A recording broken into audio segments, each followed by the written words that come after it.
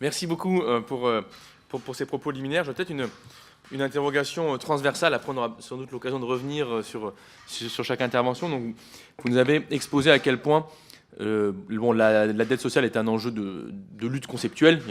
Il n'y a pas d'accord rigide sur ce qu'elle recouvre. C'est un principe de gouvernement aussi, hein, quelque part. Et donc, ça me soulève une série de questions qui sont un peu imbriquées les unes dans les autres.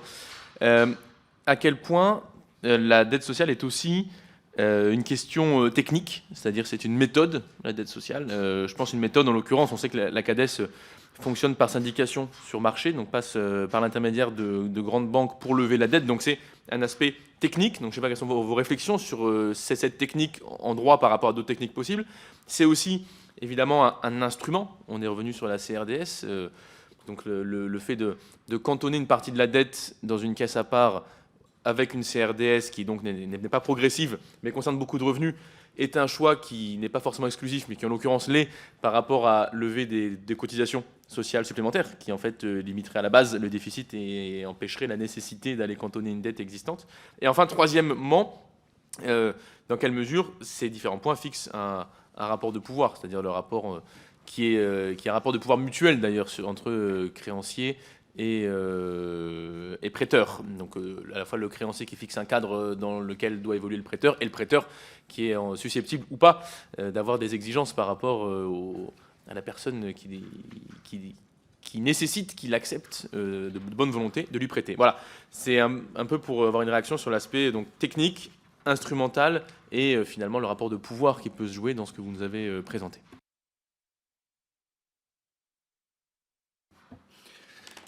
Alors, sur les aspects purement techniques, dont moi je suis professeur de droit public, et je pose aussi là des limites sur les instruments qui peuvent être employés.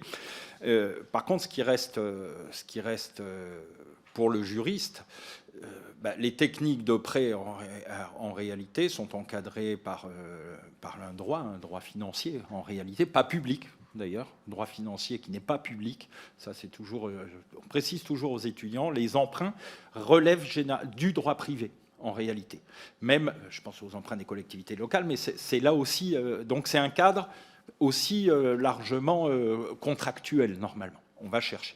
Alors, ça pose effectivement le pouvoir, des rapports de pouvoir, c'est-à-dire la maîtrise que peut avoir par exemple la représentation nationale, qui a un pouvoir plutôt de constatation, j'allais dire, des mouvements, à l'occasion des rapports qui peuvent être remis sur la dette, effectivement, dans les lois de financement, dans les rapports de la Cour des comptes, également, dont effectivement, il y a énormément d'informations, mais en termes de pouvoir, j'allais dire, sur la technique elle-même, il y a assez peu de prise, en réalité. C'est laissé à la CADES, qui travaille maintenant avec l'agence France Trésor, on le sait, et donc, à partir de là, si c'est ça, j'allais dire, l'idée de rapport de pouvoir, c'est quand même assez limité, finalement. Ça tourne, je ne dirais pas tout seul, mais pas loin, en réalité. Alors, c'est effectivement la question aussi derrière de l'endettement. Auprès de qui on s'endette, effectivement. Et oui, c'est comme la dette publique, effectivement, ce qu'on oublie toujours, de dire on parle de la dette publique, mais quand on parle de la dette publique, c'est qu'on a emprunté à qui on emprunte. Et on emprunte à des organismes institutionnels, effectivement, au travers de toutes les mécaniques financières assez complexes. Voilà. Alors, je veux dire, c'est un problème de connaissance, surtout aussi. Ce qui manque peut-être, c'est évidemment la connaissance. Je me faisais une réflexion, je regardais, en préparant un peu cette audition, les lois de financement de la sécurité sociale. Et alors, j'étais surpris, parce qu'il n'y a plus qu'une annexe, l'annexe A, d'ailleurs, dans la loi de finances, publiée au journal officiel. Rapport annexé. Voilà. Il y a plus... Mais qui s'appelle annexe A, d'ailleurs. Je ne sais pas pourquoi on met A, puisqu'il n'y a pas de B ni de C derrière. Non, ça, c'est quelque chose, moi, qui... Oui, mais c'est quelque chose qui m'étonne un tout petit peu. Là, ça mériterait peut-être, évidemment, qu'on remette un rapport... Enfin, l'équivalent d'un rapport, je ne sais pas, sur la dette publique, sur la dette sociale, pardon, dans les lois de financement de la sécurité sociale. Parce que ça pose aussi le problème de la connaissance de la dette publique. J'ai des collègues qui avaient travaillé, qui ont publié un petit ouvrage sur la connaissance de la dette publique, non pas tellement le principe, mais comment on connaît et comment elle est appréhendée, cette dette publique, notamment par le grand public. Parce qu'on a l'impression que finalement, il y a de la dette, il y a de la dette. Voilà. Bon, c'est tout, ça reste un peu quelque chose d'un peu évanescent. Alors, on en parle beaucoup depuis 2 jours, effectivement, mais sinon... Voilà, c'est un problème aussi en termes de rapport de pouvoir. C'est le rapport à la connaissance de cette dette qui me semble un peu limité. Voilà. Je ne sais pas si... Pardon ? Oui. Je n'aime pas utiliser ce terme, effectivement. Moi, personnellement, je ne l'utilise pas avec les étudiants, parce que mais c'est vrai qu'on en parlait beaucoup, effectivement. Dans les années 93, notamment, ça avait été la période 93-95, énormément. Ça justifiait le plan Juppé, d'ailleurs, on disait le trou. La notion de trou est... La notion de trou en tant que telle est assez intéressante parce qu'on l'emploie sur ce champ-là et on ne l'emploie pas sur l'autre, ce qui en soi renvoie à un cadre normatif et un rapport à l'objet qui n'est pas... Enfin, c'est une constante quand même de dire qu'on va, dès le début, avec la mise en place des AT-MP ou avant, dire qu'on va faire face à une dépense insoutenable et ensuite dire que le besoin de sécurité de l'homme est continu et infini et très difficile à satisfaire, quelle que soit l'orientation qu'on choisit conceptuelle et philosophique, c'est une tension à laquelle on est toujours confronté. Sur les 3 points que vous évoquiez, il y a la question technique. Sur la gouvernance, il y a une crainte qui existe dans tous les objets de dette, et encore plus sur celui-là, qui est celui d'une gouvernance par les experts, dont il faut à tout prix se prémunir.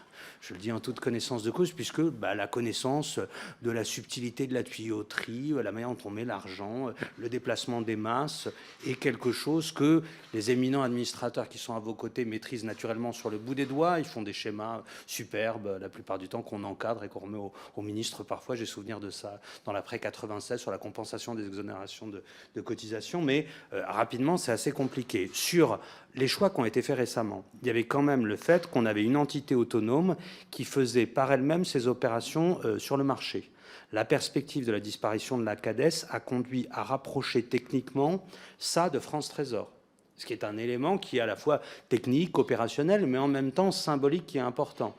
Donc on a un lien aujourd'hui objectif et technique dont il faut mesurer l'exacte teneur. On ne l'a d'autant plus pas mesuré qu'avant on avait fait 2 entités distinctes sur le recours. Bon, après il y a le fait que de toute façon les papiers CADES sont des papiers extrêmement attractifs au plan international, ça c'est une réalité, parce qu'il y a une ressource stable et voilà.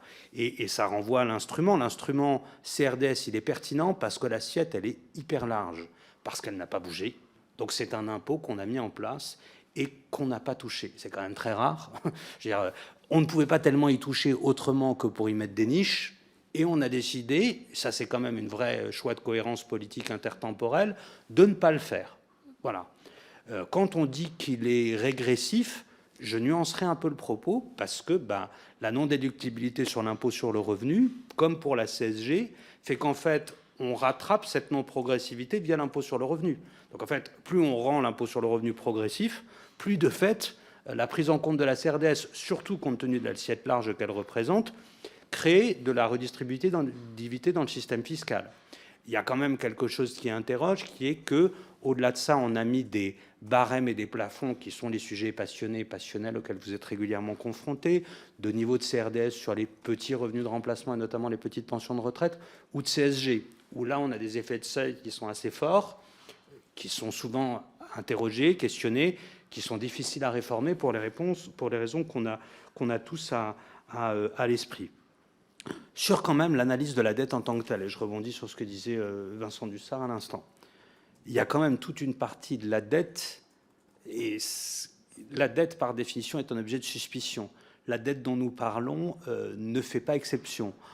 On a essayé de maîtriser toute la dette. Donc on a dit la Cour des comptes va certifier les comptes. On a dit ensuite on va mettre un état patrimonial qu'on va joindre à la loi de financement pour qu'on ait une conception globale des engagements, etc.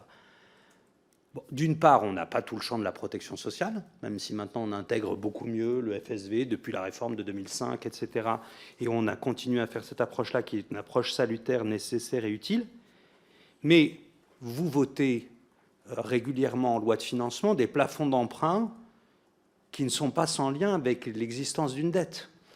Tout le monde le sait, personne ne le dit. Mais quand on est à des niveaux qui sont en dizaines de milliards de plafonds d'emprunt pour certains acteurs, on est sur une logique où on sait qu'à un moment ou à un autre, Soit on va très fortement augmenter les prélèvements obligatoires, soit on va très fortement augmenter les dépenses. Le sachant que je suis peut vous dire qu'on n'a jamais diminué un plafond d'emprunt de ce point de vue-là. À chaque fois, on va transférer la dette à un moment ou à un autre. Et donc, ce qui ne va pas dans la manière dont on appréhende les choses, c'est la capacité qu'on a à relier les fils déjà sur le champ de la sécurité sociale. Alors ça renvoie à une question de règle d'or éventuelle, qui est de dire, est-ce que les parlementaires diraient qu'au-delà d'un certain niveau, on a un débat sur ce transfert de dette? C'était le sens des rapports annexés, bons ou mauvais, qui n'ont, pardon, avec tout le respect que j'ai pour la représentation nationale, jamais rempli les objectifs qui leur étaient assignés, parce qu'il n'y a jamais eu de débat sur le sujet que je suis en train d'évoquer là. Je veux dire, en se disant, où est-ce que j'en suis de ma dette? Est-ce que je peux transférer? Est-ce que je recule un peu la CADES? J'ai un plafond d'emprunt qui est tant, ça va me faire tant de dettes structurelles. On n'a jamais eu ce débat-là. On n'a jamais réussi à créer les conditions d'avoir ce débat-là.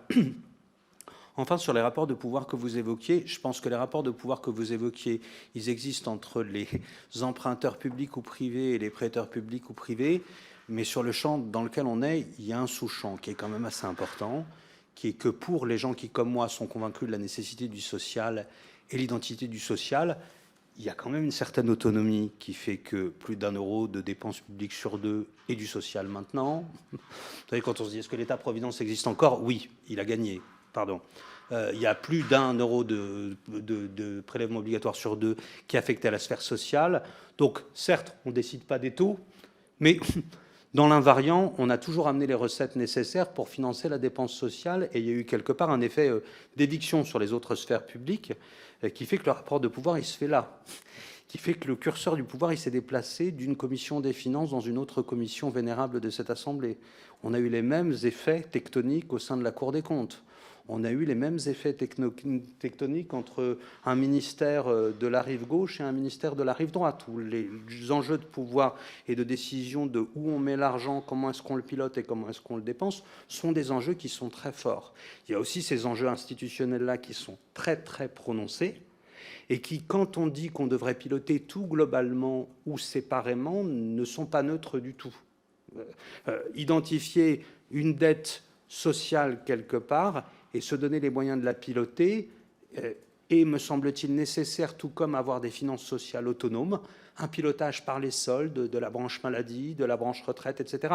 Pas dans une approche punitive, vous voyez ce que je veux dire, de régulation, mais une approche de pilotage et de capacité à consentir sur quelque chose qui est totalement indispensable.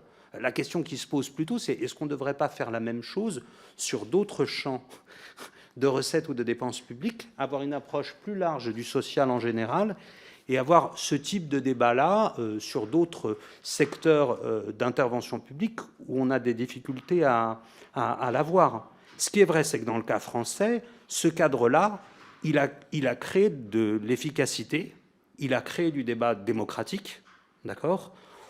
On regarde cette dette-là, on regarde le solde des comptes sociaux comme on ne les regardait pas précédemment. Et en France, c'est un enjeu politique très fort qui est devenu totalement structurant dans le débat public. Si demain, on regarde uniquement les finances publiques en général, ça empêche toute une partie du débat nécessaire sur les retraites, sur la maladie, sur les accidents du travail, maladies professionnelles, etc. Donc, le maintien d'une spécificité et d'une autonomie me semble nécessaire, sans pour autant aller dans un double standard où la mauvaise dette serait forcément sociale et l'autre dette, au mieux, on n'en parlerait pas, soit on la glorifierait en considérant que c'est un investissement d'avenir.